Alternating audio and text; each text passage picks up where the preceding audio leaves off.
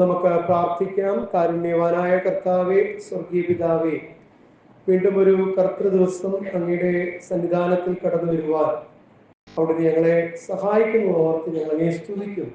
ഇന്നത്തെ ആരാധനയിൽ വന്ന് സംബന്ധിക്കുന്ന യൗവനക്കാർ, കുഞ്ഞുങ്ങൾ, അവരുടെ എണ്ണം കർത്താവെ, കൂടുതൽ ആളുകൾ ആ നിരയിൽ ആലയത്തിൽ ഇന്ന് ഈ നാളുകളിൽ ആരാധനയിൽ കടന്നു വരുന്നു എന്നുള്ളത് നന്ദിയോടെ ഓർക്കുന്നു. ഞങ്ങളുടെ സഭയുടെ ഭാവി അവരിലാണ്. അതുകൊണ്ട് ഈ യൗവനക്കാരെയും കുഞ്ഞുങ്ങളെയും ഓർത്ത് സ്തോത്രം ചെയ്തുകൊണ്ട് കർത്താവെ, സ്ഥിരമായി ആലയത്തിൽ തങ്ങളെ കണ്ടെത്തുന്ന മാതാപിതാക്കൾക്കായി നന്ദി പറഞ്ഞുകൊണ്ട് ഗായക സംഘത്തിനായി മറ്റ് ഉത്തരവാദിത്തപ്പെട്ടവർക്കായി സ്തോത്രം ചെയ്തുകൊണ്ട് ഞങ്ങൾ അല്പസമയത്തെ ധ്യാനത്തിലേക്ക് കടക്കുന്നു. അങ്ങയുടെ പരിശുദ്ധാത്മാവ് ഞങ്ങളെ നയിച്ച് തിരിച്ചറിവിന്റെ ആത്മാവിനെ തന്ന്, ഉത്കർഷേച്ഛയുടെ ആത്മാവിനെ തന്ന്, കർത്താവിൽ ഞങ്ങളെ തിരിച്ചറിഞ്ഞ് അങ്ങയിൽ യാത്ര ചെയ്യുവാൻ ഞങ്ങളെ ഇടയാക്കണം. യേശു ക്രിസ്തുവിന്റെ നാമത്തിൽ തന്നെ.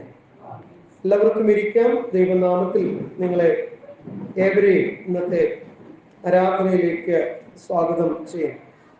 ചിലപ്പോഴും നിങ്ങളോട് പറയുന്നത് പോലെ സഭ അതിൻ്റെ പഞ്ചാംഗം ആൽമനാക്ക് ക്രമീകരിക്കുമ്പോൾ അതിൽ എല്ലാ അംശങ്ങളും ചേർന്ന് വരണമെന്നും സഭ അതിൻ്റെ എല്ലാ നടപടികളിലൂടെയും സമൂഹത്തിൻ്റെ സ്പന്ദനങ്ങളിലൂടെ കടന്നു പോകണമെന്നും ആഗ്രഹിക്കുന്നു. അതുകൊണ്ട് സാധാരണ കാലമായിരിക്കുന്ന ഈ സമയത്ത് ഇന്ന് വളരെ മർമ്മപ്രധാനമായ ഒരു വിഷയമാണ് സംസാരിക്കാൻ ലഭിച്ചിരിക്കുന്നത്. പലപ്പോഴും ഇത്തരം വിഷയം സംസാരിക്കേണ്ട ആഴ്ചയിൽ വികാരിയായിരിക്കുമ്പോഴും അതിന് പലപ്പോഴും സാവകാശം ലഭിക്കാതെ പോകുന്നത്, ചില അവസരങ്ങളിലെങ്കിലും ഇത്തരം ഞായറാഴ്ചകളിൽ ഡെപ്യൂട്ടേഷൻ ഉണ്ടാകാറുണ്ട്.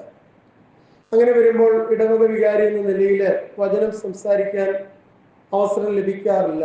എന്നാൽ ഇന്ന് അങ്ങനെ ഒരു ഡെപ്യൂട്ടേഷൻ ക്രമീകരണമില്ല എന്നുള്ളതിനാൽ ആദിവാസി ദളിത് സൺഡേ എന്ന് മഹായിടവക വേർതിരിച്ചിരിക്കുന്ന ഈ ദിവസം, ചിന്തയ്ക്കായിട്ട്, ധ്യാനത്തിനായിട്ട് വേർതിരിച്ചിരിക്കുന്ന ഈ ദിവസം നമുക്ക് തന്നിരിക്കുന്ന വിഷയത്തിലേക്കാണ് ഞാൻ നോക്കുന്നത്. വിഷയം ഇങ്ങനെയാണ്: restoring the image of God in distorted communities. അതുകൊണ്ട് ഏതെങ്കിലും ഒരു വിഭാഗത്തെ ആസ്പദമാക്കി അവരുടെ തളർച്ചയോ വളർച്ചയോ അവരുടെ അടിച്ചമർത്തലോ ഉയർത്തെഴുന്നേൽപ്പോ ഒന്നും അല്ല ഞാൻ പറയാൻ വരുന്നത്. അതുകൊണ്ട് എനിക്ക് ഇന്നത്തെ ദിവസം വളരെ പ്രാധാന്യമുള്ളതാണ്. എൻ്റെ വിശ്വാസയാത്രയിൽ ഞാൻ കണ്ടെത്തിയിരിക്കുന്ന ചില സത്യങ്ങളെ ദൈവജനത്തിന് മുന്നിൽ അവതരിപ്പിക്കാൻ അപൂർവമായി ലഭിച്ചൊരവസരമായി ഞാനിത് കാണുകയാണ്. ഒന്ന്, ഈ വാക്കിൽ വളരെ ബോധപൂർവ്വം ഉപയോഗിച്ചിരിക്കുന്ന ഒരു പ്രയോഗം വികലമാക്കപ്പെട്ട സമൂഹമെന്ന്. വികലമായ സമൂഹവും വികലമാക്കപ്പെട്ട സമൂഹവും തമ്മിൽ വ്യത്യാസമുണ്ട്. നശിച്ചവരും നശിപ്പിക്കപ്പെട്ടവരും എന്നുള്ള പ്രയോഗത്തിന് തമ്മിൽ വ്യത്യാസമുണ്ട്. നമ്മൾ ആദ്യം ആ പ്രയോഗമാണ് തിരിച്ചറിയേണ്ടത്. വികലമാക്കപ്പെട്ട സമൂഹങ്ങൾ എന്ന് പറഞ്ഞാൽ ഒരു എക്സ്റ്റേണൽ ഫോഴ്സ്, അല്ലെങ്കിൽ ഇവരെ അടിച്ചമർത്തിയിരുന്ന ഒരു വിഭാഗം, അല്ലെങ്കിൽ രാജ്യത്തിന്റെ പ്രത്യേകത കൊണ്ടുള്ള അടിച്ചമർത്തൽ, എങ്ങനായിരുന്നാലും സ്വയം വികലമായവരല്ല, വികലമാക്കപ്പെട്ട സമൂഹം എന്നാണ് അതിനകത്തെ ഒരു ഭാഗം. രണ്ടാമത്, restoring the image of God. ഇങ്ങനെ വികലമാക്കപ്പെട്ട സമൂഹത്തിൽ ദൈവത്തിന്റെ സാദൃശ്യത്തെ, ദൈവത്തിന്റെ സ്വരൂപത്തെ നമ്മൾ പുനഃസ്ഥാപിക്കുക എന്നുള്ളതാണ്.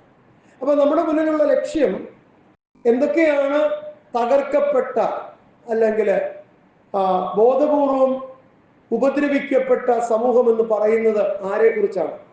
എങ്ങനെയാണ് അവർക്ക് ദൈവത്തിന്റെ സാദൃശ്യം അവരിൽ പുനഃസ്ഥാപിക്കാൻ കഴിയുന്നത്? അല്ലെങ്കിൽ അവരിൽ ദൈവസാദൃശ്യം ഇല്ലെന്നല്ല, അവരിലുണ്ടായിരുന്ന ദൈവസാദൃശ്യത്തെ, ദൈവസ്വരൂപത്തെ സമൂഹത്തിന് കാണത്തക്കവണ്ണം, മാതൃകയാക്കത്തക്കവണ്ണം എങ്ങനെ പ്രസിദ്ധമാക്കാൻ കഴിയും എന്നുള്ള ചോദ്യത്തിനാണ് ഇവിടെ പ്രാധാന്യമുള്ളത്. അതുകൊണ്ട് ഞാൻ ആമുഖ വാക്കുകൾ ഇങ്ങനെ അവസാനിപ്പിക്കുകയാണ്. ഒന്നുകൂടെ പറയട്ടെ: വികലമാക്കപ്പെട്ട സമൂഹം ഏതാണ്? ആ സമൂഹത്തിന് എങ്ങനെയാണ് പൊതുധാരയുടെ മുന്നിൽ ദൈവത്തിന്റെ സ്വരൂപത്തെ കാട്ടിക്കൊടുക്കാൻ കഴിയുക? ഈ രണ്ട് ചോദ്യങ്ങളാണ് ഇന്ന് നമ്മൾ ആൽമനാക്കിൽ തന്നിരിക്കുന്ന വേദഭാഗ പ്രകാരം ചിന്തയ്ക്ക് ഉപയോഗിക്കുന്നത്. ഒന്നാമത്, ക്രിസ്ത്യാനികളായ നമ്മൾ തിരിച്ചറിയണം, നാം ദൈവ പദ്ധതിയുടെ ഭാഗമാണ്. ദൈവത്തിന്റെ വിശാലമായ ഒരു പദ്ധതിയിൽ ഒരു കാലത്ത് ഉറപ്പിക്കപ്പെട്ടവരാണ് നമ്മൾ. അതേ പദ്ധതിയിൽ നമ്മുടെ പിതാക്കന്മാരും ഉണ്ടായിരുന്നു. ദൈവം എല്ലാം ഒരു പ്രത്യേകമായ കാലഗണനയിലൂടെ നിർവഹിച്ചു മുന്നോട്ട് പോവുകയാണ്. അതുകൊണ്ട് ദൈവം കൃത്യമായ വ്യാഖ്യാനം എന്താണ് വികലമാക്കപ്പെടുക എന്നുള്ളതിനും, ഇങ്ങനെ പല കമ്മ്യൂണിറ്റീസ് ഉണ്ടോ അതോ ലോക സമൂഹം മുഴുവൻ മനുഷ്യ സമൂഹം എന്ന രീതിയിൽ വിശേഷിപ്പിക്കാൻ സാധിക്കുമോ, അങ്ങനെ സമൂഹത്തെ രണ്ടായിട്ടോ അതിലധികമോ ആയി വേർതിരിച്ചിട്ടുണ്ടെങ്കിൽ ഈ ഒരേ ദൈവം എങ്ങനെയാണ് ഈ സമൂഹങ്ങളുടെ ഒക്കെ ദൈവമായി മാറുന്നത്? നിങ്ങൾക്കറിയാം, സർവചരാചരങ്ങളും യേശു ക്രിസ്തുവിൽ വിധിക്കപ്പെടേണ്ടതാണ്. എല്ലാ ഇടത്തും അതുണ്ട്. അതുകൊണ്ട് ഞാൻ ലോക ചരിത്രത്തിൽ ലോകം മുഴുവൻ അംഗീകരിച്ചിരിക്കുന്ന ഒരു 2 വിഭാഗം, അതിൽ നിന്നാണ് യേശു ക്രിസ്തുവും പറഞ്ഞു തുടങ്ങുന്നത്. അതിങ്ങനെയാണ്: യഹൂദന്മാരെന്നും ജാതികൾ. ഈ ജാതികൾക്കകത്ത് ജാതികളെ രണ്ടാക്കിയിട്ടുണ്ട്, ജാതികളും വംശങ്ങളും. നമുക്കതിന് ഇംഗ്ലീഷ് പേര് ഉപയോഗിച്ചാൽ നേഷൻസ് ആൻഡ് ട്രൈബ്സ്. ഇന്നും രാജ്യമില്ലാത്ത കമ്മ്യൂണിറ്റീസ് ഉണ്ട്. അവര് ഒരു വംശത്തിന്റെ ഭാഗമാണ്, അവരൊരു പ്രത്യേക വർഗം എന്ന് പറയാം. അപ്പൊ രാജ്യം ഇല്ലാത്ത ജാതികളുണ്ട്, അവരൊരു വംശത്തിന്റെ ഭാഗമാണ്. രാജ്യം ഉള്ള ജാതികൾ അവർ നേഷന്റെ ഭാഗമാണ്. എന്നാൽ ഇവരിൽ നിന്ന് പിരിഞ്ഞാണ് യഹൂദന്മാർ ചരിത്രത്തിന്റെ ആരംഭം മുതൽ നിൽക്കുന്നത്. അതുകൊണ്ട് നമ്മൾ ഇന്ത്യയുടെ പശ്ചാത്തലത്തിൽ മനുഷ്യരാശിയെ വേർതിരിച്ചാൽ ബ്രാഹ്മണൻ, ക്ഷത്രിയൻ, വൈശ്യൻ, ശൂദ്രൻ, പഞ്ചമർ എന്നൊക്കെ പറഞ്ഞ് ഇങ്ങനെ പല തട്ടുകളുണ്ട്. അത് ഒരു പ്രാദേശികമായ വ്യാഖ്യാനമാണ്. ലോകം മുഴുവൻ എടുത്താൽ, നിങ്ങൾ ഗൂഗിളിനോട് ചോദിച്ചാൽ, മനുഷ്യകുലത്തിന് 2 വേർതിരിവേ ഉള്ളൂ. ഒന്ന് യഹൂദരല്ലാത്തവരെല്ലാം ജാതികൾ അല്ലെങ്കിൽ വംശങ്ങൾ, നേഷൻസ് ഓർ ട്രൈബ്സ്, അല്ലെങ്കിൽ ഒരു പ്രത്യേക വംശം എന്നുള്ള രീതി, ഇങ്ങനെയാണ് വേർതിരിച്ചിരിക്കുന്നത്. അതുകൊണ്ട് യേശുക്രിസ്തു നമ്മുടെ ദൈവമായി തീരുമ്പോൾ, യേശുക്രിസ്തു ഈ വികലമാക്കപ്പെട്ട യഹൂദന്മാരാണല്ലോ ഇത് പ്രഖ്യാപിക്കുന്നത്. യഹൂദന്മാർ ഒരു സുപ്രീമസി കൽപ്പിച്ചുകൊണ്ട് യഹൂദരല്ലാത്ത എല്ലാവരെയും 2ാം തരമായി കണക്കാക്കുമ്പോൾ അതിന് വ്യക്തമായ മറുപടി തരുന്നത് യേശുക്രിസ്തുവാണ്. അതുകൊണ്ടാണ് ഇന്ന് ഈ പ്രത്യേക ഭാഗം എടുത്ത് വായിച്ചത്. എന്താണ് ആ ഭാഗത്തിൽ പറയുന്നത്? അവൻ വളർന്ന നസ്രേത്തിൽ വന്ന് ശബത്തിൽ തന്റെ പതിവ് പോലെ പള്ളിയിൽ ചെന്ന് വായിപ്പാൻ എഴുന്നേറ്റു. ഇവൻ എവിടുന്നാ വരുന്നതെന്ന് നോക്കണം. യേശു ആത്മാവിന്റെ ശക്തിയോടെ ഗലീലയ്ക്ക് I am reading Luke chapter 4 verse 14.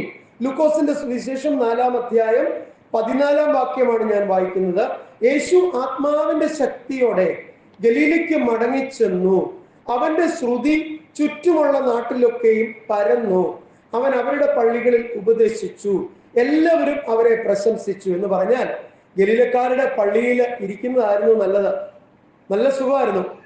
പള്ളികളെല്ലാം അറിയുന്നു, യേശുവിനെ അംഗീകരിക്കുന്നു, അവർ ഉപദേശം കേൾക്കുന്നു. മാത്രമല്ല, അവനെ എല്ലാവരും പ്രശംസിച്ചു. ഇങ്ങനെ പ്രശംസയുടെ മധ്യത്തിൽ ഇരിക്കുമ്പോഴാണ് യേശു തീരുമാനിക്കുന്നത്, ഇവർക്കൊന്നും വലിയ താല്പര്യമില്ലാത്ത ഒരു കൂട്ടർ താമസിക്കുന്ന സ്ഥലമുണ്ട്. ഞാനും എൻ്റെ എർത്തലി ഫാദർ, ഭൂമിയിൽ എനിക്ക് അപ്പനായിട്ട് തന്ന യോസഫും എൻ്റെ അമ്മ മറിയയും, എൻ്റെ ശൈശവം, ബാല്യം, യൗവനം വരെ നാം വിശ്വസിക്കുന്നു വളർന്ന ഒരിടമുണ്ട്, നസ്രത്ത്.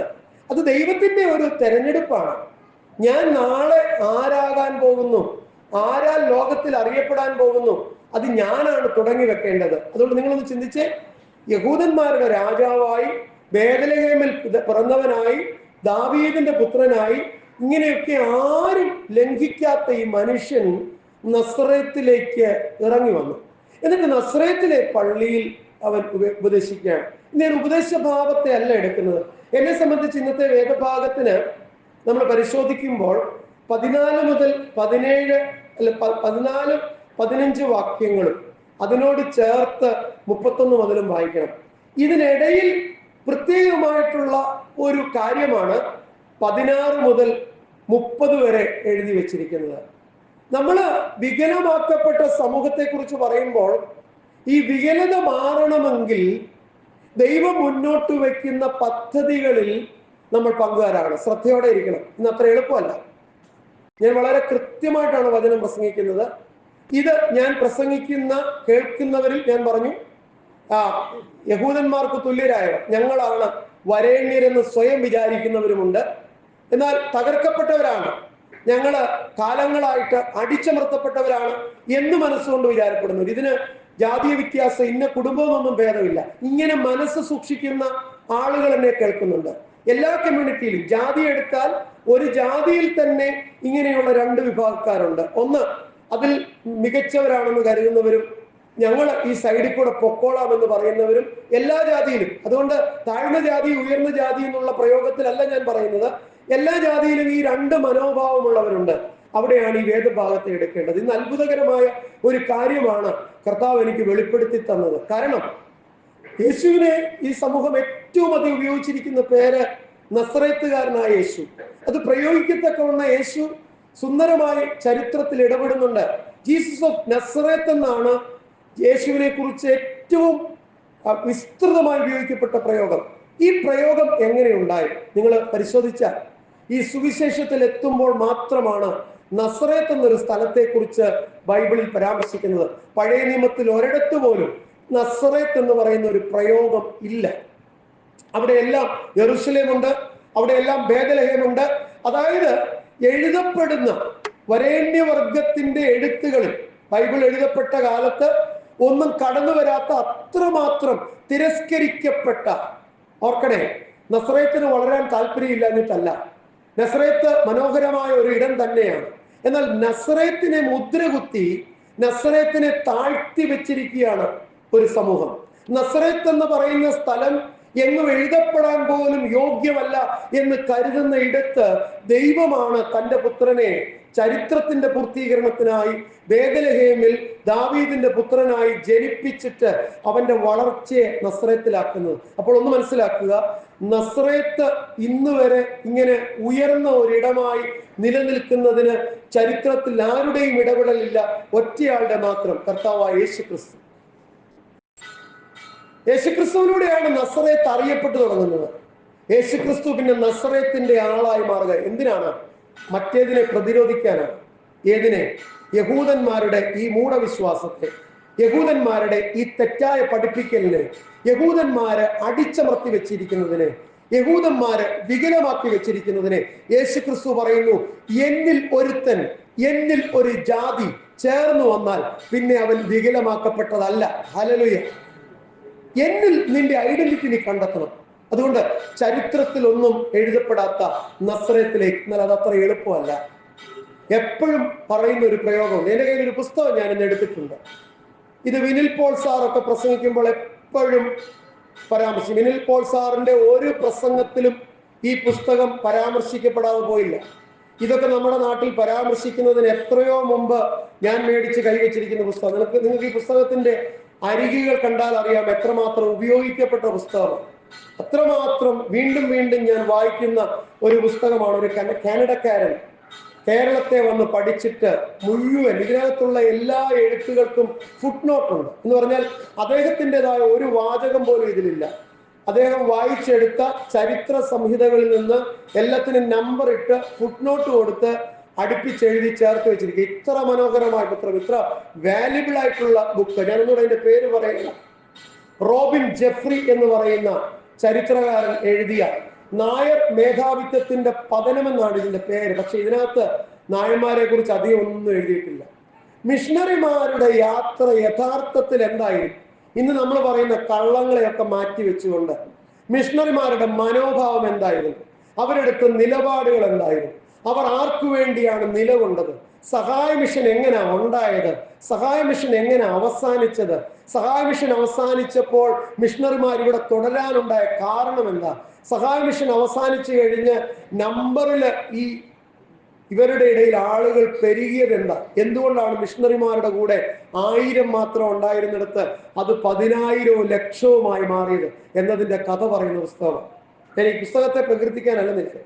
ഈ പുസ്തകം പരിശോധിക്കുമ്പോൾ ഇപ്പോൾ നമ്മൾ പറഞ്ഞ ഇതിന്റെ വ്യാഖ്യാനത്തെ കുറിച്ച് ഇതിനകത്തുണ്ട്. നമ്മൾ പലപ്പോഴും ഓർക്കും മനുഷ്യരാണ് വികലമാക്കപ്പെട്ട കമ്മ്യൂണിറ്റികളെ കൈപിടിച്ചുയർത്തിയതെന്ന്. നിങ്ങളൊരു സത്യം പറയാൻ ഞാൻ ആഗ്രഹിക്കുന്നു. പ്രിയപ്പെട്ടവരെ, എന്നും സമൂഹത്തെ നിയന്ത്രിക്കുന്ന ഒരു കൂട്ടരുണ്ട്. അത് രാജാക്കന്മാരായിരിക്കാം, നാട്ടുപ്രമാണിമാരായിരിക്കാം, അത് ചില ജാതിയുടെ ഉയർന്ന സ്ഥാനത്തുള്ളവരായിരിക്കാം. അവരുടെ ജാതി മഹിമയായിരിക്കാം ഈ ദേശത്തെ ഇങ്ങനെ അവരുടെ മുഷ്ടിയിൽ നിലനിർത്താനായിട്ടുള്ള കാരണം. ഞാൻ നിങ്ങളോട് പറയട്ടെ, ഒരു സമൂഹത്തിലും വ്യക്തികളായിട്ട് ചിലരൊക്കെ ഉണർന്ന് പോരാടിയിട്ടുണ്ടെന്നല്ലാതെ ഒരു കാലത്തും താഴ്ന്ന സമൂഹത്തെ ഉയർത്തുന്നതിന് അവരുടെ ഇടയിൽ കടന്നു വന്നവരോ അവിടെ നിലനിന്നവരോ ആയ ആളുകൾ സമൂഹമായിട്ട് ഉണർന്ന് പ്രവർത്തിച്ചിട്ടില്ല. അവരത് ചെയ്തിട്ടില്ല. വ്യക്തികൾ ചെയ്തിട്ടുണ്ട്. അവർ കൊല്ലപ്പെട്ടിരിക്കാം, അവരെ ഭ്രഷ്ടരാക്കിയിരിക്കാം, അവരെ ഓടിച്ചു കളഞ്ഞിരിക്കാം, അങ്ങനെ വ്യക്തികളുണ്ട്. പക്ഷേ ഒരു സമൂഹം മുന്നേറ്റം നടത്തി ഒരു താഴ്ന്ന സമൂഹത്തെ വിടിവിക്കുവാൻ ഒരിക്കലും ഒരുങ്ങിയിട്ടില്ല. അതുകൊണ്ടാണ് യേശുക്രിസ്തു ചരിത്രത്തിൽ എഴുതാത്ത, നിങ്ങൾ നഥനയേലിനെയൊക്കെ ഓർക്കണം, എനിക്ക് സമയമില്ലാത്തതുകൊണ്ടാണ്, നസറേത്തിൽ നിന്ന് വല്ല നന്മയും വരുമോ എന്നാണ് ഒരു ഇസ്രായേലിയും ചോദിക്കുന്നത്. ഇവൻ സാക്ഷാൽ ഇസ്രായേലിൽ എന്ന് പറയുന്നവോ ചോദിക്കുന്നത് നസറേത്തിൽ നിന്ന് വല്ല നന്മയും വരുമോ. അവരെ സംബന്ധിച്ച് ബേഥലഹേമിലെ ദാവീദ് പുത്രന് മാത്രമേ വിടുവിക്കാൻ കഴിയൂ. പക്ഷെ ആ പുത്രനായിട്ട് യേശു അറിയപ്പെട്ടാൽ അത് യഹൂദന്മാരുടെ യേശുവായിട്ട് മാത്രം, എൻ്റെ ഭാഷ ഉപയോഗിക്കപ്പെടുക, തരം താഴ്ത്തപ്പെടും. അതൊരു തരം താഴ്ത്തലാണ് ദൈവത്തിനെന്ന് എൻ്റെ വിശ്വാസം. അവൻ ലോകത്തിന്റെ ദൈവമായി തീരുമ്പോൾ മാത്രമേ അവൻ ഉയർത്തപ്പെടത്തുള്ളൂ. അവൻ ലോകത്തിന്റെ ദൈവമായി തീരണമെങ്കിൽ യഹൂദന്മാരൊന്നുമില്ല എന്ന് കരുതിയ ഈ നസറേത്തിന്റെ ദൈവമായി അവൻ മാറണം. അതുകൊണ്ട് യേശു നസറേത്തിന്റെ ദൈവമായി മാറാൻ തീരുമാനിച്ചു. അപ്പോൾ എനിക്കൊരു ചോദ്യമുണ്ട്, രണ്ട് കൈയും നീട്ടി നസറേത്തുകാര് ഈ ദൈവത്തെ അങ്ങ് ഘോഷിച്ചോ? ആ ചോദ്യം വളരെ പ്രധാനമാണ്. നമ്മൾ മറുപടി പറയേണ്ടതാണ്. വികലമാക്കപ്പെട്ട സമൂഹം എന്ന് മുദ്ര കുത്തുമ്പോൾ ആ വികലമാക്കപ്പെട്ട സമൂഹത്തിന്റെ ഒരുമ എന്താണ്? അവരുടെ ഒരേ തരത്തിലുള്ള ദിശാബോധം എന്താണ്? ആരുമായിക്കോട്ടെ വികലമാക്കപ്പെട്ടവർ, അവരെ നമ്മൾ പേരെന്നിട്ട് വിളിക്കേണ്ട. പക്ഷെ വികലമാക്കപ്പെട്ടവർ ഉണ്ട്, തകർക്കപ്പെട്ടവരുണ്ട്, ക്രഷ്ഡ് ആയിട്ടുള്ളവരുള്ള ഉണ്ട്. അത് നിങ്ങൾ മനസ്സിലാക്കണം. അപ്പൊ അങ്ങനെയുള്ളവരുടെ മനോഭാവം എന്താണ്? അവർ ഈ കാര്യങ്ങളെ എങ്ങനെ കാണുന്നു? ദാവീദ് പുത്രനായ യേശു ദാവീദ് പുത്രൻ എന്നുള്ള ഐഡന്റിറ്റി മാറ്റിവെച്ച് ബേഥലഹേമിൽ ജനിച്ചവൻ എന്നുള്ള ഐഡന്റിറ്റി മാറ്റിവെച്ച് യഹൂദന്മാർക്ക് ഒരു താല്പര്യവുമില്ലാത്ത നസറേത്തിൽ അവൻ വളർന്നെന്ന് അഭിമാനത്തോടെ സമ്മതിച്ച് അവൻ ആത്മാവിന്റെ ശക്തി കിട്ടിയപ്പോൾ ഗലീലയിലെ പള്ളികളിൽ അവന് ശിഷ്യന്മാരെ സംഭാവന ചെയ്തെടുത്ത് അവൻ പ്രസംഗിച്ചിട്ട് അവൻ ഓടിയെത്തിയത് നസറേത്തിലേക്കാണ്. അവിടെയാണ് പലപ്പോഴും ആ വ്യത്യാസം കാണേണ്ടത്. ഈ പുസ്തകത്തിനകത്ത് വിനിൽ പോൾ സാറിനെ കുറിച്ച് എനിക്ക് ഉള്ള ഒരു വിമർശനം, ഞാൻ പേര് പറഞ്ഞുകൊണ്ട് തന്നെ പറയാം. സാർ ഈ പുസ്തകം എടുത്ത് ഉപയോഗിക്കുമ്പോഴും ഈ പുസ്തകത്തിനകത്തെ ചില പ്രദേശങ്ങൾ സാർ വിസ്മരിച്ചു പോകുന്നുണ്ട്. പോയിന്റുകൾ ഞാൻ പറയാം. ഒന്ന്, 1936 ഇവിടുത്തെ യാക്കോബ സമുദായത്തിൽ നിന്ന് മിഷണറിമാർ വേർതിരിയുമ്പോൾ അവരിവിടെ പ്രവർത്തനം തുടങ്ങിയിട്ട് 20 വർഷം കഴിഞ്ഞു. നിങ്ങൾ ചരിത്രത്തിൽ ഒരു പരിശോധന നടത്തണം. ഈ 20 വർഷങ്ങൾക്കിടയിൽ എത്ര പതിതരായ, എത്ര തകർക്കപ്പെട്ട ആളുകൾ ഈ മിഷണറിമാരുടെ കൂടെ ചേർന്നിട്ടുണ്ട്. ഈ മിഷണറിമാരുടെ കൂടെ ആളുകൾ, സാധാരണപ്പെട്ടവർ ചേർന്ന് തുടങ്ങുന്നത് 1840-കൾക്ക് ശേഷമാണ്. അതായത് സഹായ മിഷൻ ഇനി വേണ്ട, നിങ്ങൾക്ക് മടങ്ങിപ്പോകാമെന്ന് ഇവിടുത്തെ യാക്കോബ സഭ പറഞ്ഞപ്പോൾ ഇവർ വെട്ടിലായി മിഷണറിമാർ. ആകെ കൂടെയുള്ളത് ഉന്നത സമുദായത്തിൽപ്പെട്ട 1000 പേര്. ഈ 20 കൊല്ലം ഇവിടെ പ്രവർത്തിച്ചിട്ട് ഇതിനകത്ത് എഴുതിയിരിക്കുന്നത് ഫുട്നോട്ടോട് അല്ല, ഞാൻ എൻ്റെ കാര്യം പറഞ്ഞാൽ ചിലപ്പോൾ ബുദ്ധിമുട്ടില്ല. അതുകൊണ്ട് ഈ പുസ്തകം കൈവച്ചുകൊണ്ട് പറയാ, 1000 പേര് ഉന്നത വർഗക്കാര് മാത്രമുള്ളപ്പോൾ അവരോട് പറഞ്ഞ് തിരിച്ചു പോക്കോളാം. അപ്പൊ ഇംഗ്ലണ്ടിൽ നിന്ന് അറിയിച്ചു ഒരു വേല തുടങ്ങിയാൽ നിർത്തണം. നിങ്ങൾ ചിലരെ സാമൂഹികമായി വിടുവിക്കാൻ അധ്വാനം ചെയ്തു. പല സാമൂഹിക അവകാശങ്ങൾ ഇവിടുത്തെ താഴ്ന്ന വർഗത്തിന് കൊടുക്കാൻ നിങ്ങൾ അധ്വാനം ചെയ്തു. എന്തുകൊണ്ട് അവരെ ക്രിസ്തു സൈന്യത്തിന്റെ ഭാഗമാക്കിക്കൂടാ? ഞാൻ ആ വാക്കുകൾ ഈ പുസ്തകത്തിൽ നിന്ന് പറയുന്നില്ല. കൊടും ചർച്ചയാണ് നടക്കുന്നത്. മിഷണറിമാര് അങ്ങനെ പെട്ടെന്ന് സമൂഹത്തെ ക്രിസ്തീയ വിഭാഗത്തിലേക്ക് ചേർക്കുന്നതിന് സമ്മതമുള്ളവരല്ലായിരുന്നു. ആരും പ്രസംഗിച്ച് ഞാൻ കേട്ടിട്ടില്ല. ഫുട്നോട്ട് സഹിതം ഇതിനകത്ത് എഴുതിയിട്ടുണ്ട്. ഇത് ബുക്ക് ആധാരമാക്കി പ്രസംഗിക്കുന്നവർ പോലും ഇതിനകത്തെ ചില ഏടുകൾ മറന്നു കളയുന്നത് എന്താണെന്നറിയാവോ? അതിനെയൊക്കെ പറഞ്ഞ് ബുദ്ധിമുട്ടുണ്ടാക്കണ്ട. നിർബന്ധിക്കപ്പെട്ടു. കാരണം ഇവിടെ വലിയൊരു ജനസമൂഹത്തെ വിശ്വാസ സമൂഹമായി കാണിച്ചു കൊടുത്തെങ്കിൽ മാത്രമേ, ഞാൻ തുറന്നു പറയുക, ഇംഗ്ലണ്ടിൽ നിന്ന് ഇവിടുത്തെ മിഷൻ വേലയ്ക്ക് പവൻ കിട്ടുമായിരുന്നു. പക്ഷെ ഇതൊരു മനുഷ്യന്റെ പദ്ധതിയായിട്ടല്ല ഞാൻ പറയുന്നത്, ദൈവത്തിന്റെ പദ്ധതിയാണ്. ഇവിടുത്തെ സഹായ മിഷൻ ദൈവം തകർക്കുന്നത് ഇവിടുത്തെ അടിസ്ഥാന വർഗത്തിന്റെ ഉന്നമനത്തിന് വേണ്ടിയുള്ള ദൈവ പദ്ധതിയായിരുന്നു. സഹായ മിഷൻ തകർന്നില്ലായിരുന്നെങ്കിൽ 100 വർഷം ഇവിടെ മിഷണറിമാര് നിലനിന്നാലും ഇന്നായിരിക്കുന്നതിന്റെ 10-1 ജനസമൂഹം പോലും അവരോട് ചേർന്ന് വരികയില്ലായിരുന്നു. ഈ പുസ്തകം ആസ്പദമാക്കി ഞാൻ പറയും. പക്ഷേ വേറൊരു കാര്യം ഓർക്കണം, അവര് ഈ ജനസമൂഹത്തെ ചേർത്ത് പിടിച്ചപ്പോൾ അവർക്കറിയാം, ഇരട്ടി അധ്വാനം ഉപയോഗിച്ചെങ്കിൽ മാത്രമേ ആ സമൂഹത്തിൽ നിലനിൽക്കുന്ന വരേണ്യ വർഗത്തോട് നേരിട്ട് ഇവർക്ക് ഉയരാനും വളരാനും കഴിയുകയുള്ളൂ. അവരിതിനകത്ത് പറയുന്നുണ്ട്, അനേക തലമുറകൾ പിന്നിട്ടെങ്കിൽ മാത്രമേ ഇവിടെയുള്ള ഉന്നത കുലജാതരോട് മത്സരിക്കത്തക്കവണ്ണം ഒരു സാമൂഹിക ഉയർച്ച ഉണ്ടാകത്തുള്ളൂ. അതുകൊണ്ട് അവർ ചെയ്ത പദ്ധതി എക്സ്ട്രാ ശ്രദ്ധ, എക്സ്ട്രാ പരിചരണം, തങ്ങളുടെ കൂടെ ചേർന്ന് വന്ന ജനത്തെ എത്രയും പെട്ടെന്ന് ഓരോരോ സ്ഥാനങ്ങളിൽ അവരോധിക്കുന്നതിന് അവർ അധ്വാനം നടത്തി. എന്നാൽ അവർ പരിതപിക്കുന്നുണ്ട്, ഞങ്ങൾ മുന്നോട്ട് വെച്ച ആശയവും ഭാവിയെ മുന്നിൽ വെച്ചുകൊണ്ട് ഞങ്ങൾ വെച്ച സമീപനത്തിനനുസരിച്ച് ഞങ്ങൾ ചേർത്ത് പിടിക്കുന്നവർക്ക് ഉയർന്നു വരാൻ കഴിയുന്നില്ല. രണ്ട് ഭാഗം മനസ്സിലാക്കണം, തെറ്റിദ്ധരിക്കപ്പെട്ടു പോകരുത്. 40 വരെ ഇവിടുത്തെ ചില ബ്രാഹ്മണരെയോ നായന്മാരെയോ സുറിയാനി ക്രിസ്ത്യാനികളെയോ മാനസാന്തരപ്പെടുത്തി സഭ മുന്നോട്ട് കൊണ്ടുപോകുമെന്ന് വിചാരിച്ചവർക്ക് ദൈവം അവരോട് പറഞ്ഞു, ഈ അടിസ്ഥാന വർഗത്തെ ഒഴിവാക്കിക്കൊണ്ട് ഒരു സാമൂഹിക പരിവർത്തനവും സാധ്യമല്ല. എന്നാൽ അവിടെ പ്രശ്നം ഉണ്ടായത് എന്താണെന്നറിയാമോ? അവർ ഇത്രയധികം എഫേർട്ട് എടുത്തിട്ടും അതിനനുസരിച്ച് മുന്നോട്ട് കാര്യം. എനിക്കതിന് മറുപടി നൽകേണ്ടത് വചനമാണ്. വചനം എന്താണ് പറയുന്നത്? അത് നോക്കുമ്പോഴാണ് നമ്മൾ മനസ്സിലാക്കുന്നത്. നിങ്ങൾ എന്നും നിങ്ങൾ മനസ്സിലാക്കിക്കൂ, ആരെങ്കിലും ഫോഴ്സ്ഫുള്ളി അടിച്ചമർത്തപ്പെട്ടിട്ടുണ്ടെങ്കിൽ അവർ ഒറ്റ ദിവസം കൊണ്ട് സ്വതന്ത്രരായി തീരത്തില്ല.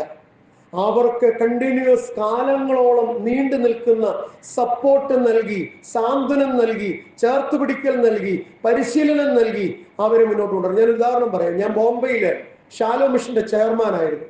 ഷാലോ മിഷൻ നിങ്ങൾക്ക് എന്നാ അറിയാം, അവിടെ ഒരു ഭൂമി മേടിച്ച് ഇന്നൊരു വലിയ പ്രസ്ഥാനമാക്കി തീർക്കുന്നതിനും ദൈവം ചെറുതായിട്ട് എന്നെയും ഒരു വശത്ത് ഉപയോഗിച്ചു. ഞാനൊരു പങ്കാളി മാത്രമായിരുന്നെങ്കിലും ആ ഷാലോ മിഷനില് പല സ്ഥലങ്ങളിൽ നിന്ന് അപ്പനാലും പെങ്ങന്മാരാലും ചതിക്കപ്പെട്ട പെൺകുട്ടികൾ കൊണ്ടുവന്ന് താമസിക്കുന്ന അവരെ റെഡ് സ്ട്രീറ്റ് നിങ്ങൾക്ക് അറിയാമല്ലോ ബോംബെയില്. ആ റെഡ് സ്ട്രീറ്റിൽ റെയ്ഡ് നടത്തി പോലീസ് അവിടെ നിന്ന് മോചിപ്പിക്കുന്ന വെറും 20, 22, 24 വയസ്സുള്ള പെൺകുട്ടികൾ. അവരെ മോചിപ്പിക്കാൻ എളുപ്പമാണ്, ആരിവരെ പുനരധിവസിപ്പിക്കും. അതുകൊണ്ട് ബോംബെയിലെ ഏറ്റവും വലിയ ആവശ്യമെന്ന് കരുതി നമ്മുടെ മഹായിടവക ഏറ്റെടുത്ത ഒരു പദ്ധതി, ആദ്യം ഒരു പാർട്ട്ണർഷിപ്പിലായിരുന്നു ഒരു സംഘടനയോട് ചേർന്ന്. ഇന്നും ആ സംഘടന നമ്മളെ സഹായിക്കുന്നുണ്ട്. എന്നാൽ നമുക്കിപ്പോൾ സ്വന്തമായ ഇടമായി, സ്വന്തമായ കെട്ടിടമായി, സ്വന്തമായ കൃഷിഭൂമിയായി ബോംബെയിലെ കല്യാണം അത് മേടിച്ച് രജിസ്റ്റർ ചെയ്യുവാൻ ആഗോളമായ പിന്തുണയോടെ എന്നെ ദൈവം എടുത്തുപയോഗിച്ച് എനിക്ക് അതിനൊരു അവസരം ദൈവം തന്നു. ആ ആളുകളെ കുറിച്ച് ഞാൻ പറയുന്നത്, ആ കുഞ്ഞുങ്ങൾക്ക് എട്ടും പൊട്ടും അറിയത്തില്ല. ഓരോ ഗ്രാമങ്ങളിൽ നിന്ന് ട്രെയിനെ കയറ്റി ബോംബെയിലെ സ്റ്റേഷനിലെത്തും. അവസാന സ്റ്റേഷനിലാണ് ഇവർ ഇറങ്ങുന്നത്. അവസാന സ്റ്റേഷനിൽ വരുമ്പോൾ നിങ്ങൾക്കറിയാം, ഈ വികലമാക്കപ്പെട്ട എന്നുള്ള പ്രയോഗത്തിന്റെ കാലിക അർത്ഥം നിങ്ങൾ തിരിച്ചറിയണം. ഈ അവസാന സ്റ്റേഷനിൽ ട്രെയിൻ നിർത്തിയാൽ പിന്നെ ചില മണിക്കൂർ കഴിഞ്ഞേ ട്രെയിൻ പോകത്തുള്ളൂ. ട്രെയിനൊക്കെ വൃത്തിയാക്കി എല്ലാം കഴിഞ്ഞ് തിരിച്ചുള്ള ഓട്ടോ. ഈ അവസാന സ്റ്റേഷനിൽ വരെ സഹോദരനോ അപ്പനോ ഗ്രാമങ്ങളിൽ നിന്ന് സുന്ദരികളായ പെൺകുട്ടികളെ ഇവര് ഗ്രാമങ്ങളിൽ പോയി റിക്രൂട്ട് ചെയ്യുന്ന, പറഞ്ഞുറപ്പിക്കുന്ന പെൺകുട്ടികളെ കണ്ട് കന്യകമാരായ പെൺകുട്ടികളെ കാശ് പറഞ്ഞുറപ്പിച്ച് 1 ലക്ഷത്തിനും 2 ലക്ഷത്തിനും വെറും 50,000-നും ഒക്കെ രൂപയ്ക്ക് പറഞ്ഞ് ഉറപ്പിച്ചിട്ട് ആങ്ങളെയും അപ്പനെയും ചട്ടം കെട്ടും ഈ ബോംബെയിലെ അവസാന സ്റ്റേഷനിൽ ഇവിടെ എത്തിക്കുക. എന്നിട്ട് ആങ്ങളെയോ അപ്പനോ ഒരു ടൂർ പോകാനായിട്ട് ഈ കുട്ടിയെ കയറ്റി ഇവിടെ എത്തിക്കും. ഇവിടെ എത്തിച്ചിട്ട് അപ്പൻ സ്റ്റേഷനിൽ വന്നിട്ട് പറയും, നമുക്കിനി ഇവിടുന്ന് യാത്ര ചെയ്യുവാൻ ഒരു ഓട്ടോ ഞാൻ അറേഞ്ച് ചെയ്യട്ടെ, നീ ഈ ട്രെയിനിൽ ഇവിടെ തന്നെ ഇരുന്നു. മുഖമൊക്കെ മൂടിയാണ് ആ പെൺകുട്ടികൾ ഇരിക്കുക. അവർ തുണി കൊണ്ട് മുഖം എല്ലാം മൂടി അവിടെ ഇരിക്കും. നല്ല ഗ്രാമത്തിൽ വളർന്ന ശാലീന സുന്ദരികളായ പെൺകുട്ടികൾ. എന്നിട്ട് ഈ അപ്പനോ ആങ്ങളെയോ പുറത്ത് ചെന്ന് കരാർ ഉറപ്പിച്ചവരുടെ നിന്ന് പൈസ മേടിക്കും. എന്നിട്ട് അവരൊരാൾ വന്നിട്ട് പറയും, നിന്റെ അപ്പൻ പുറത്ത് വാഹനം പിടിച്ച് വെയിറ്റ് ചെയ്യുക, അതുകൊണ്ട് അദ്ദേഹത്തിന് അവിടെ നിൽക്കേണ്ടതുകൊണ്ട് എന്നെ പറഞ്ഞു വിട്ടതാ, നീ വന്ന് വണ്ടിയെ കയറാൻ പറയും. അപ്പൊ ഈ കുട്ടി ചിലപ്പോൾ ചോദിച്ചെന്നിരിക്കും, എന്റെ അപ്പനെ എങ്ങനെ അറിയാം? നിന്റെ അപ്പനെ നിനക്കെല്ലാം സംശയം? നിന്റെ അപ്പന്റെ പേര് ഇന്നത് ഇന്നത്, നിന്റെ അപ്പൻ ഇട്ടിരിക്കുന്ന വേഷം ഇന്നത്, അപ്പന്റെ ഇന്ന ബായി ഉണ്ട്. ആയതായാലും പെൺകുട്ടി വിശ്വസിക്കുമോ? ഇല്ല. ആ പെൺകുട്ടി ഇവന്റെ കൂടെ യാത്ര ചെയ്യും. ഒരു വാഹനത്തെ ചെന്ന് കയറിയാൽ പിന്നെ ആ വാഹനത്തിന്റെ വാതിൽ തുറക്കുന്നത് റെഡ് സ്ട്രീറ്റിലാണ്. റെഡ് സ്ട്രീറ്റിൽ എത്തുന്നതിന് മുമ്പ് പ്രമുഖർക്ക് അവളെ കാഴ്ചവെക്കും. എന്നിട്ട് ചണ്ടിയായിത്തീരുമ്പോഴേ റെഡ് സ്ട്രീറ്റിൽ എത്തിക്കുക. അങ്ങനെ ചെറുപ്പക്കാരായ പെൺകുട്ടികളെ മോചിപ്പിച്ചു കഴിയുമ്പോൾ അവരെ ബാങ്കിങ് പഠിപ്പിച്ച്, അവരെ ജീവിക്കാൻ പഠിപ്പിച്ച്, പാചകം പഠിപ്പിച്ച്. പ്രിയപ്പെട്ടവർ, ഞാൻ നിങ്ങളോട് പറയട്ടെ, അവരുടെ നിന്നോണ്ട് ഞാൻ പറയുക, 6 മാസം കൊണ്ട് നമ്മുടെ വീട്ടിൽ 20 വർഷത്തെ പരിശീലനം കിട്ടിയ കുട്ടിയേക്കാൾ മിടുക്കരായ കുട്ടികളായിത്തീരും. മാത്രമല്ല, അവരിൽ ഓരോരുത്തരും കേപ്പബിൾ ആയാൽ ഗവൺമെന്റ് തന്നെ, NGOs അവർക്ക് ബോംബെ ജോലി കൊടുക്കുക. 10-18 കുഞ്ഞുങ്ങളെ ഇങ്ങനെ രക്ഷിച്ച് ജോലിയിലാക്കാൻ. ഇപ്പോഴും നമുക്ക് കുറേയേറെ കുട്ടികൾ അവിടെ പാർക്കുന്നുണ്ട്. ഞാൻ പറയുന്നത്, ബോംബെയിലൊക്കെ പോകുന്നെങ്കിൽ എന്നെ വിളിച്ചു പറഞ്ഞു, ഞാൻ നിങ്ങളോട് പറയാം, ഷാലോ മിഷൻ നിങ്ങൾ വിസിറ്റ് ചെയ്യണം. ഞാൻ പറഞ്ഞത്, ആ വികലമാക്കപ്പെട്ട കുഞ്ഞുങ്ങളെ പരിശീലനം കൊടുത്ത് സ്വന്തം കാലിൽ നിൽക്കാൻ പര്യാപ്തമാക്കുന്ന പ്രക്രിയയാണ് സുവിശേഷ വേല. ഇവിടെ നസറത്തിലേക്ക് യേശു വന്നു. നിങ്ങൾ എന്നാ ഓർക്കണേ, കയ്യടി കിട്ടുന്ന സ്ഥലം വിട്ട്, അല്ലെ, ഉന്നത കുലജാതരുടെ കൂടെയും രാജാക്കന്മാരുടെ കൂടെയൊക്കെ നമുക്കിങ്ങനെ നടക്കുന്നത് ഒരു സുഖമാണ്. പക്ഷെ ആരാണ് അവരെ വിട്ട് നസറത്തിലേക്ക് ഇറങ്ങി വരിക? ചോദ്യത്തിന് വളരെ പ്രസക്തിയുണ്ട്. യേശു ക്രിസ്തുവിന് വളരെ അക്സെപ്റ്റൻസ് കിട്ടിക്കൊണ്ടിരുന്ന കാലത്ത് നസറത്തിൽ ഗലീലയിലെ പള്ളികളിൽ അവൻ പ്രസിദ്ധനായി.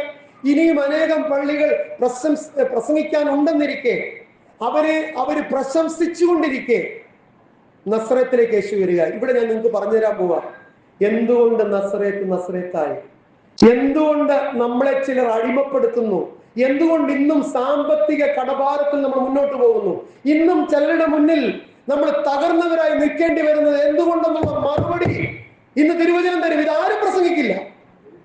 ഞാൻ നിങ്ങളോട് പറയും, ഇതാരും പ്രസംഗിക്കില്ല. നോക്കാം നമുക്ക് ബൈബിളിലേക്ക്, ചരിത്ര പഠനം വിടാം. ഇത് വായിച്ച് ഞാൻ നിർത്തുക 4 മിനിറ്റ് കൊണ്ട്. പ്രിയപ്പെട്ടവരെ, നസറത്തിലേക്ക് യേശു വന്നു. തന്റെ സ്വന്തം ഇവിടെ എല്ലാവർക്കും യേശുവിനെ അറിയാം. യേശുവിന്റെ കുടുംബം അവിടെ അംഗീകരിക്കപ്പെട്ട കുടുംബമായിരുന്നു. യേശുവിന് അവിടുത്തെ ഓരോ മണൽത്തരിയും അറിയാം. നസറത്തിൽ യഹൂദന്മാരിൽ ആർക്കും അറിയത്തില്ല.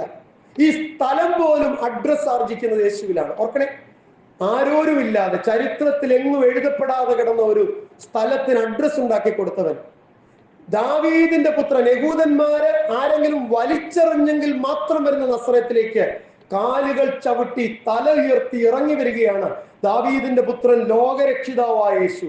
ശ്രദ്ധിച്ചു വായിക്കണം. ഹല്ലേലൂയ. നസറേത്തുകാർ അവന്റെ കാൽപാദത്തിൽ ഇരുന്ന് മുഴുവൻ അവനെ കേട്ട്, നീ ഇവിടം വിട്ടു പോകരുത് എന്ന് പറയേണ്ടവരാ. ആണോ? ആരും അവരെ അംഗീകരിച്ചിട്ടില്ല, ആരും അവരെ സ്നേഹിച്ചിട്ടില്ല, ആരും അവർക്ക് വേണ്ടി ഇന്ന് വരെ യഹൂദ സമുദായത്തിൽ നിന്ന്, വരേണ്യവർഗമായ യഹൂദിൽ നിന്ന് ഇറങ്ങി വന്നിട്ടില്ല. ഇവനോ ജനിച്ചത് ബേഥലഹേമില, അത് വചനത്തിന്റെ പൂർത്തീകരണമാണ്. ദാവീദിന്റെ പുത്രനാണ്, അതും വചനത്തിന്റെ പൂർത്തീകരണമാണ്. പക്ഷെ അവനും അവന്റെ മാതാപിതാക്കളും സഹോദരങ്ങളും വളർന്നത് ഈ നസറത്തിലാണ്. അവനങ്ങ് വളർന്ന് അംഗീകാരം കിട്ടിയപ്പോൾ അവൻ ഓടിപ്പോയില്ല. യഹൂദന്മാർ അവനെ അംഗീകരിച്ച് ലോകരക്ഷിതാവെന്ന് കരുതുമ്പോൾ അവൻ നസറത്തിനെ മറന്നില്ല. ഇതിൽ കൂടുതൽ എന്താണ് ഒരാൾ ചെയ്യേണ്ടത്? വികലമാക്കപ്പെട്ടവർക്ക് വേണ്ടി, നസറത്തിലെ വികലമാക്കപ്പെട്ടവർക്ക് വേണ്ടി ഇതിൽ കൂടുതൽ എന്താണ് ചെയ്യേണ്ടത്? നിങ്ങൾ മനസ്സിൽ ചോദിക്കേ. ഒന്നുമില്ലെങ്കിൽ താഴെ വായിച്ച് മനസ്സിലാക്കും. അതുതന്നെയാണ് ഇന്നും വികലമാക്കപ്പെട്ടവരുടെ ശാപം. എങ്ങനെയാണ് തക്ക സമയത്ത് തങ്ങൾ ഇടപെടേണ്ടതെന്നും ഉയരേണ്ടതെന്നും വളരേണ്ടതെന്നും നസ്രത്തുകാർ എങ്ങനെയോ മറന്നു പോകുന്നു. പ്രിയപ്പെട്ടവരെ, തങ്ങൾക്കറിയാവുന്ന, ലോകം അംഗീകരിക്കുന്ന പ്രവാചകൻ തങ്ങളിലേക്ക് വന്നു. നിങ്ങൾ നോക്കിയ താഴോട്ട്, അവിടത്തെ കാണി നോക്കാം. അവൻ പുസ്തകം നസ്രത്തിൽ വന്ന് വായിച്ചു, അവര് മടക്കി കൊടുത്തിട്ടിരുന്നു. ആ കണ്ണുകൾ എല്ലാവരുടെ അവങ്കൽ പതിഞ്ഞിരുന്നു. എന്നിട്ട് യേശു പറഞ്ഞു, ഈ തിരുവെഴുത്ത് കേൾക്കയിൽ ഇന്ന് ഈ വചനത്തിന് നിവൃത്തി വന്നു. കാരണം ബദ്ധന്മാർക്ക് വിടുതൽ, നസ്രത്തിലെ ബദ്ധന്മാർക്ക് വിടുതൽ, നസ്രത്തിലെ കുരുടന്മാർക്ക് കാഴ്ച, പീഡിതന്മാരുടെ ഗ്രാമമായ നസ്രത്തിലെ പീഡിതന്മാർക്ക് വിടുതൽ ഞാനാ കൊണ്ടിരുന്നത്. ഇന്ന് വരെ ചരിത്രത്തിൽ ഒരു പ്രവാചകനും നിങ്ങളെ തേടി വന്നിട്ടില്ല. എന്നാൽ നിങ്ങളെ വിടുവിക്കാനും, നിങ്ങളെ സഹായിക്കാനും, നിങ്ങളെ കരുതാനും, നിങ്ങളോട് പ്രസാദ വർഷം പ്രസംഗിപ്പാനും ഞാൻ വന്നിരിക്കുന്നു. പ്രിയപ്പെട്ടവരെ, അവരുടെ പ്രതികരണം എന്താണെന്നറിയാമോ? ദൈവപുത്രൻ വന്നിട്ട് ദൈവപുത്രനായിട്ട് വചനം തുറന്നിട്ട് യെശയ്യാവ് എഴുതിയിരിക്കുന്നത് വായിച്ചിട്ട് ഇന്ന് നിങ്ങൾ എൻ്റെ വചനം കേൾക്കയിൽ തിരുവെഴുത്തിന് നിവൃത്തി വന്നിരിക്കുന്നു എന്ന് പറഞ്ഞാൽ, പഴയ നിയമത്തിൽ ഈ പ്രവചന പൂർത്തീകരണം എന്നിലാണെന്ന് പറഞ്ഞപ്പോൾ എന്താ നസ്രയത്തുകാർ പറഞ്ഞെന്നറിയോ? എൻ്റെ ഹൃദയം തകർന്നുപോയി.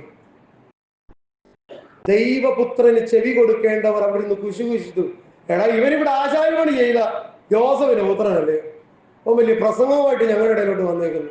ഓർക്കണേ, തകർന്നു പോവുകയാണ്. ഒരു ദൈവപുത്രൻ, ദാവീദിന്റെ പുത്രൻ, ഇസ്രായേലിന്റെ മഹത്വമായവൻ, അഡ്രസ് ഇല്ലായിരുന്ന യെരൂശലേമാണ് എൻ്റെ അഡ്രസ് എന്ന് പറഞ്ഞ്, നസ്രയത്തുകാരനെന്ന് ഞാൻ അറിയപ്പെടുമെന്ന് പറഞ്ഞ്, നസ്രയനായ യേശു എന്ന് പറഞ്ഞ് ഇറങ്ങി വന്നപ്പം അവരോട് ദൈവത്തിന്റെ വചനം തുറന്നു പറഞ്ഞ പാലൂരെ ആ യോസഫിന്റെ മോന് പ്രസംഗിക്കാൻ തുടങ്ങി. ഇവനെയൊക്കെ ആരടാ പ്രസംഗിക്കാനോ? ഓർക്കണേ, ആരുമില്ല അവിടെ, നസ്രയത്താ. തീർന്നില്ല. അവിടെ യോസഫിന്റെ മകനല്ലേ എന്ന് പറഞ്ഞു. അതാണ് യേശുവിനെ മുറിച്ചു കളഞ്ഞത്. നിങ്ങൾ നോക്ക്, വചനം തുറന്ന് വായിച്ച് പറയാൻ തുടങ്ങി യേശു ദിശ മാറ്റി. ഓർക്കണേ, ഓർക്കണേ, എന്നെ തന്നെ നോക്കണേ. നമുക്കിനി ഇങ്ങനെ ഇരിക്കാൻ അവകാശമില്ല. യേശുവിന്റെ ദിശ മാറി. ആളെ വായിച്ച് മനസ്സിലാക്ക. വളരെ ഭംഗിയായിട്ട് തിരുവചനം തുറന്ന് ഇതിനുള്ളിൽ പറഞ്ഞിരിക്കുന്ന പീഡിതർ നിങ്ങളാണെന്നും നിങ്ങളെ വിടുവിക്കാവുന്ന ഉത്തരവാദിത്വം എനിക്കാണെന്നും യേശു വ്യക്തമായി പറഞ്ഞപ്പോൾ അവർ കുശുകുശിച്ചു. പിന്നെ മരപ്പണിക്കാരൻ ജോസഫിന്റെ മോനെടുത്ത് യെശയ്യാ പ്രവചനം വായിച്ചാൽ ഉടനെ അങ്ങ് ഏതാണ്ട് നടന്നു. യേശുവിന്റെ ദിശ മാറി. യേശു എന്നാ പറഞ്ഞെന്നറിയാവോ? വൈദ്യ, നിന്നെ തന്നെ സൗഖ്യമായി. എനിക്കൊരു ചോദ്യമുണ്ട്. നമ്മെ മുറിക്കാൻ പലർക്കും കഴിയും, പക്ഷെ ആ മുറി ഉണങ്ങാത്തത് എന്തുകൊണ്ട്? ഹല്ലേലൂയ. ഒരാളോട് മുറിക്കരുതെന്ന് പറയാൻ നമുക്ക് കഴിയും, പക്ഷെ മുറിഞ്ഞു പോകാം. പക്ഷെ മുറിഞ്ഞാൽ മുറി ഉണക്കാനുള്ള കൃപ നമ്മൾ തേടണം.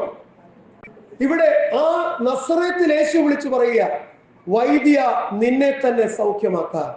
ഞാനിപ്പോൾ നിന്നോട് വചനം പറഞ്ഞപ്പോൾ നിന്റെ നിലപാട് പിന്നെയും എന്നെ മനസ്സിലാക്കാത്ത നിലപാടാണെങ്കിൽ എന്റെ വചനം ഇവിടെ എന്തിന്? ഹല്ലേലൂയ. കേൾക്കുന്നുണ്ടോ എന്നെ? ഞാൻ നിങ്ങളോട് വീണ്ടും പറയുന്നു, ഇത് നിങ്ങളോട് ആരും പ്രസംഗിക്കില്ല. ധൈര്യത്തോടെ പറയുന്നു. എല്ലാ യൂട്യൂബും പോയി അരിച്ചു പറക്കിക്കൂ, ആരും പ്രസംഗിക്കില്ല. തകർന്ന യേശു വചനമെടുത്ത് തുറന്ന് പ്രസംഗിക്കാൻ തുടങ്ങിയപ്പോൾ എന്തൊരു ഊർജമായിരുന്നു. പക്ഷെ ഒരൊറ്റ കമന്റ് എന്താ? ജോസഫിന്റെ മോന്. തീർന്നില്ലേ? ഇനി യേശു എന്നാ പറഞ്ഞാലും കിട്ടേണ്ടതുപോലെ അവർക്ക് കിട്ടില്ല. Because they are not receiving the Son of God. They are not receiving the highest prophet. They are not receiving the deliverance. അവര് പിന്നെയും ചെറുതിനെ കുറിച്ച് സംസാരിക്കുന്നു. ഞാൻ ദൈവപുത്രനാണെന്ന് വെളിപ്പെടാൻ പോകുമ്പോൾ നിങ്ങൾ പിന്നെയും പറയുന്നു, ഞാൻ തച്ചന്റെ മകനല്ലയോ? അതാണ് നമ്മുടെ നിലപാടെങ്കിൽ യേശു പറയുന്നു, വൈദ്യ, നിന്നെ തന്നെ സൗഖ്യമാണ്. തീർന്നില്ല. താഴോട്ട് പറയുന്നത് ഭീകരമാണ്. പലപ്പോഴും ഇത് വായിച്ച് മനസ്സിലാക്കി നമ്മൾ പോകുന്നില്ല. താഴോട്ട് പറയുന്നത് ഭീകരമാണ്. എന്നുള്ള കഫർന്നഹൂമിൽ ഉണ്ടായി കേട്ടതെല്ലാം ഈ നിന്റെ പിതൃനഗരത്തിൽ ചെയ്യുക എന്നും നിങ്ങൾ എന്നോട് പറയും നിശ്ചയം. ഞാൻ ചോദിച്ചോട്ടെ, കഴിഞ്ഞ കാലങ്ങളിൽ നമ്മൾ പലതും പ്രവർത്തിക്കേണ്ടതായിരുന്നു നമുക്ക് തോന്നുന്നില്ലേ? ഹൃദയത്തിൽ കൈവച്ചുകൊണ്ട് പറയാം. ഞാനിത് പറഞ്ഞാൽ സാമൂഹിക പരിഷ്കരണത്തിന് വേണ്ടി മാത്രമല്ല, കുടുംബത്തെ ഒക്കെ സംബന്ധിച്ച് നമ്മുടെ ഏറ്റവും വലിയ വികാരം എന്താണെന്നറിയാമോ? ഇച്ചിരൂടെ മുമ്പേ ആലോചിച്ച് തുടങ്ങണമായിരുന്നു, നേരത്തെ ചെയ്യാമായിരുന്നു, അന്നാകാമായിരുന്നു അല്ലേ? യേശു പറയുന്നു, ഇന്ന് ഞാൻ നിന്റെ മുന്നിൽ വന്ന് നിൽക്കുക, നാളെ നീ വിരഞ്ഞോടും എന്നെ തേടി. ഇന്ന് ഞാൻ ഇറങ്ങി വന്നു, നാളെ ഈ അവസരം നീ ഉപയോഗിക്കാതിരുന്നാൽ പിന്നെ ഒരു അവസരത്തിന് വേണ്ടി കാത്തിരിക്കേണ്ടി വരും. എപ്പോഴും നിങ്ങൾ ഓർക്കണം, തകർക്കപ്പെട്ട വികലമാക്കപ്പെട്ട സമൂഹത്തിന്റെ ഏറ്റവും വലിയ പ്രശ്നം അവസരത്തെ ഉപയോഗിക്കുന്നില്ലെന്നാണ്. ശരിയാണോ തെറ്റാണോ? ശരിയാണോ തെറ്റാണോ? അവസരം ഇല്ല എന്നുള്ളതല്ല, അവസരത്തെ ഉപയോഗിക്കുന്നില്ല. യേശുവിനെ ഉപയോഗിക്കാനുള്ള അവസരം നസറേത്തിന് കിട്ടിയപ്പോൾ അവർ പറഞ്ഞു, പിന്നെ യോസഫിന്റെ മോന്റെ പ്രസംഗം അതാണ് നിന്റെ മനസ്സിലെങ്കിൽ എന്റെ പ്രസംഗത്തിന് നിനക്ക് വേണ്ടി ഒന്നും ചെയ്യാനില്ല. നീ സൗഖ്യമാക്കിയിട്ടില്ല. ഞാൻ ഇവിടെ വളർന്നു, ഞാൻ നിന്നെ സ്നേഹിച്ചു വന്നു, എന്നിട്ടും നീ ഇപ്പോഴും ഒരു വികലമാക്കപ്പെട്ട സമൂഹമാണ്. ഇപ്പോഴും ഞാൻ കണ്ടത് നിന്റെ വികലതയാണ്. യേശു എന്ന് ഞാൻ ഇറങ്ങി വന്നിട്ടും ഞാൻ കാണുന്നത് നിന്റെ വികലതയാണ്. വചനം തുറന്ന് വായിച്ചിട്ടും നീ വികലമായത് സംസാരിക്കുന്നു. യേശു പറഞ്ഞു, ഇപ്പോഴും നീ സംസാരിച്ചു, പക്ഷേ നാളെ നീ എന്നെ തേടുന്ന ഒരു സമയമുണ്ട്. അപ്പോഴത്തെ ഒരു പ്രശ്നമുണ്ട്, സമയം നീ നഷ്ടപ്പെടുത്തിയിരിക്കും. ഒന്നും നടക്കാൻ വയ്യാത്ത കാലത്ത് നീ എന്നെ തേടുന്നതാണോ, ഞാൻ നിന്നിലേക്ക് ഇറങ്ങി വരുമ്പോ സ്വീകരിക്കുന്നതാണോ നല്ലത്? ആമേൻ. താഴത്തെ വചനം നോക്കിയേ. യേശു പറഞ്ഞു, കഫർന്നഹൂമിൽ ഉണ്ടായി കേട്ടതെല്ലാം ഈ പിതൃനഗരം, ഞാനത് മാറ്റി വായിക്കുകയാണ്, നസറത്തിൽ ചെയ്യുക എന്ന് നിങ്ങൾ എന്നോട് പറയും. ഒരു പ്രവാചകനും തന്റെ പിതൃനഗരത്തിൽ നസറത്തിനെ കുറിച്ച് പറയുക. അവിടെ പറയുന്നു, സമ്മതനല്ല. യേശു നസറത്തിന് സമ്മതനല്ല. വൈ? ചോദിക്കുക ഹൃദയത്തോടെ. അഡ്രസ് ഇല്ലാത്ത സ്ഥലത്തിന് അഡ്രസ് കൊടുത്തവനെ വേണ്ട. ഇന്നും നിങ്ങൾ നോക്ക്, വികലമാക്കപ്പെട്ട ഏത് സമൂഹമുണ്ടെങ്കിലും അതിന്റെ ഏറ്റവും വലിയ പ്രശ്നം ഞാൻ പറയട്ടെ, പുറത്തല്ല, അന്തഃഛിദ്രമാണ്. ഒരു മനുഷ്യനെ അതിന്റെ അകത്ത് അംഗീകരിക്കുക, ഒരാളെ നേതാവാക്കാൻ സമ്മതിക്കുകയില്ല, ഒരാൾ വളരാൻ ഇടയാക്കത്തില്ല. നസറേത്തുകാരൻ അങ്ങനെ വളരണ്ടെന്ന്. യേശു ആരാ ഇവിടെ? പുറത്തുനിന്ന് വന്ന് ആരും ഞങ്ങളെ ഭരിച്ചു, ഞങ്ങൾക്കൊരു പ്രശ്നമില്ല. നസറേത്തുകാരൻ വളരണ്ട. വികലമാക്കപ്പെട്ട ഒരു സമൂഹമാണ്. അവരിൽ നിന്ന് ഒരുത്തനാണ് ഇന്ന് പൊതുസമൂഹത്തിൽ സ്ഥാനം നേടിയിരിക്കുന്നത്. പക്ഷെ തിരിച്ചു വന്നപ്പോ അവനെ വേണ്ട. ഞാൻ പറയുന്നത് സത്യമോ അല്ലേ? നിങ്ങൾ തലവുരുക്കി സമ്മതിക്കണം. എനിക്ക് വെറുതെ പള്ളിപ്രസംഗം നടത്തി പോകണ്ട. ഞാൻ എന്റെ സഭയെ പഠിപ്പിക്കുകയാണ്, എന്റെ സഭയെ ഉയർത്തുകയാണ്. ഒരു ഇഞ്ചിൽ പോലും എനിക്ക് ആ ഉയർച്ച മാത്രമേ ഉള്ളൂ എന്റെ മനസ്സിൽ. അവിടെ നിന്നാണ് ഞാൻ പറയുന്നത്. യേശു പറഞ്ഞു സമ്മതനല്ലേ അല്ലേ? 25-ാം വാക്യം മുതല് പല ഉദാഹരണം പറഞ്ഞു യേശു. നല്ല കുറിക്കൊള്ളുന്ന ഉദാഹരണം. 25, 26, 27, 28-ാം വാക്യത്തിലേക്ക് വന്നേ. നോക്കണേ, അഡ്രസ് ഇല്ലാതിരുന്ന ഒരു സ്ഥലത്ത് അഡ്രസ് ഉണ്ടാക്കി കൊടുത്തവൻ. ഇന്നും ലോകത്തിൽ നസറേത്ത് എന്ന് പറയുന്ന സ്ഥലം അറിയപ്പെടുന്നത് യേശു മൂലമാണ്. യഹൂദന്മാരുടെ ഒരു ഗ്രന്ഥങ്ങളും യോസിഫസ് എന്ന് പറയുന്ന യഹൂദ ചരിത്രകാരന്റെ എഴുത്തിൽ പോലും നസറേത്ത് എന്ന് പറയുന്ന സ്ഥലമില്ല. ഞാനിത് ആഴത്തിൽ പഠിച്ചിട്ടാണ് പ്രസംഗിക്കുന്നത്, എനിക്കൊരു നോട്ടും വേണ്ട. ഒരു എഴുത്തിലുമില്ല നസറേത്ത്. നസറേത്തിന് അവൻ അഡ്രസ് ഉണ്ടാക്കി കൊടുത്തു. അഡ്രസ് ഉണ്ടാക്കി കൊടുത്തവനെ നസറേത്തുകാരൻ എന്ത് ചെയ്തു?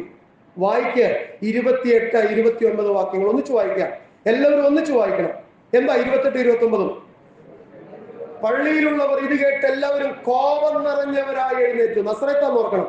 അവനെ പട്ടണത്തിന് പുറത്താക്കി അവരുടെ പട്ടണം പണിതിരുന്ന മലയുടെ വക്കോളം കൊണ്ടുപോയി തലകീഴായി തള്ളിയിടുവാൻ ഭാവിച്ചു. അവനോ അവരുടെ നടുവിൽ കൂടി. അവൻ ദൈവപുത്രനായതിനാൽ നസറേത്തുകാർക്ക് തള്ളിയിടാനൊന്നും പറ്റത്തില്ല. പക്ഷെ ഒന്ന് മാത്രം ഓർത്തു, നീ തള്ളിയിടാൻ ആഗ്രഹിച്ചത് നിന്നിൽ നിന്ന് ഉയർന്നു വന്ന ഒരുത്തനെ. ഇത് ഹൃദയത്തിൽ സൂക്ഷിച്ചാൽ ലോകത്തിലെ ഏറ്റവും വലിയ മാറ്റം തകർക്കപ്പെടുന്ന സമൂഹത്തിനുണ്ടാവും. ഞാനൊരു വലിയ മുന്നറിയിപ്പായി പറയുക. അവരിൽ ഒരാളായിരുന്നവൻ ലോകത്തിൽ സ്ഥാനം കിട്ടിയപ്പോൾ അവരവനെ മലയോളം കൊണ്ടുപോയി തള്ളിയിടുവാൻ ഭാവിച്ചു. ഇത് സത്യവചനമല്ലയോ? ഇത് ദൈവവചനമല്ലയോ? ഈ വചനത്താൽ ദൈവം നമ്മളെ ബലപ്പെടുത്തി.